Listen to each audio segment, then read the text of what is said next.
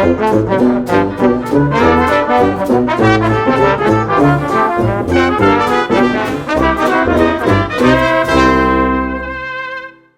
back!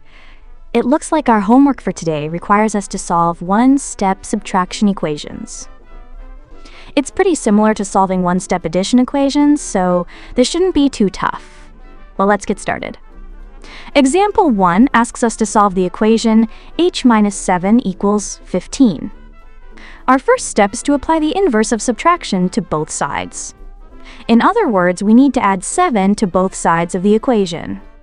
This step allows us to isolate the variable h while keeping the equation balanced. After adding, our final answer is h equals 22. I'm sure your math teacher would like you to check your solution by plugging 22 in for h to make sure both sides are equal. What do you know? 22 satisfies the equation.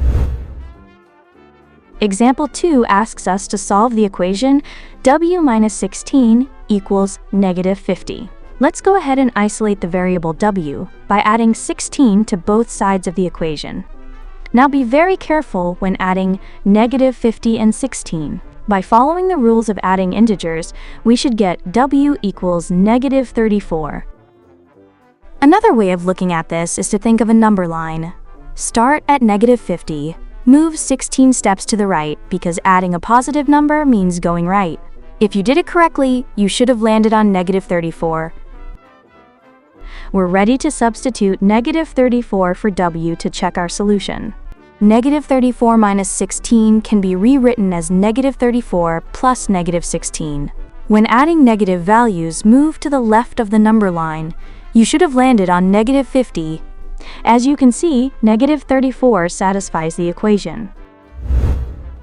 Before we end today's tutorial, I would like you to solve a one-step subtraction equation involving decimals. Don't worry, I'll be working with you during each step of the equation. Here we go.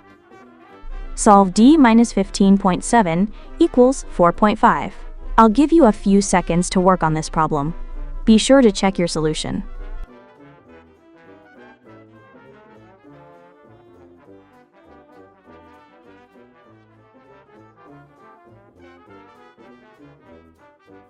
Okay, let's see if we can find the solution to this problem.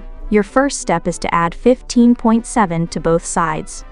Remember, addition is the inverse operation of subtraction. After adding 15.7 to both sides, we get d equals 20.2. As you can see, our original equation is satisfied after plugging in 20.2 for d. You've done a great job again. And what's even greater is you don't have to blame the dog for eating this homework assignment. See you next time!